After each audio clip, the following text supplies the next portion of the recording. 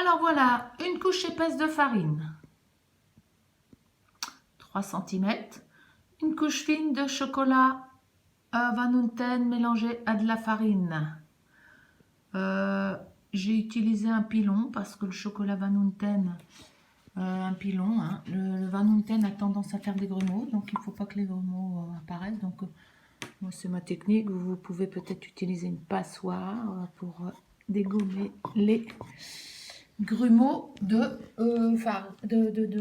chocolat, hein, Van Houten qui est très amer. Bon, peut-être un autre chocolat pourrait être utilisé, mais là, j'ai utilisé celui-là. Ensuite, on rajoute une couche épaisse de farine.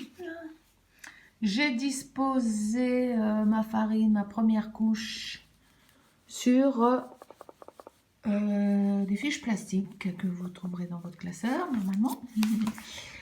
Alors, comment j'ai disposé les fiches plastiques? Une fiche plastique dessous, une fiche plastique par-dessus. Et donc là, j'ai disposé ma farine à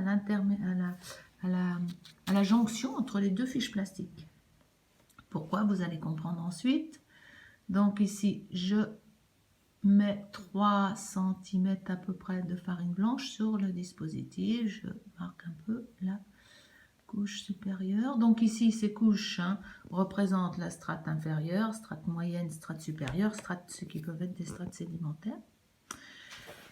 Voilà, donc qu'est-ce que je vais faire maintenant? Je vais tirer sur cette fiche plastique-là, pendant que celle-là, je vais la maintenir immobile.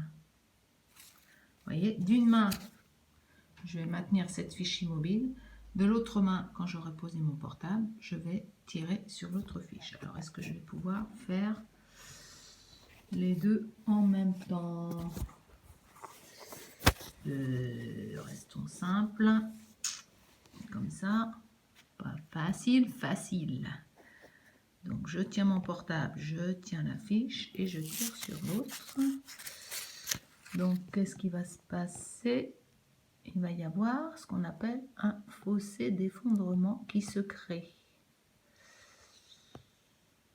Qu'est-ce qui se passe au niveau du fossé d'effondrement?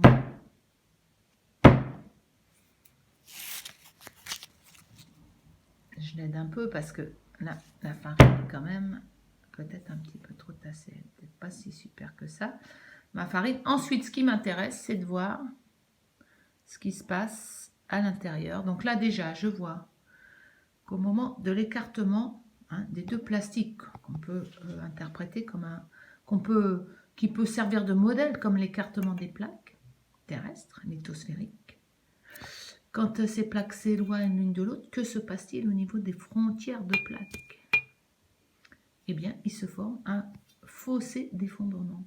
Ce fossé, ici, est marqué par donc des failles et des blocs qui s'effondrent.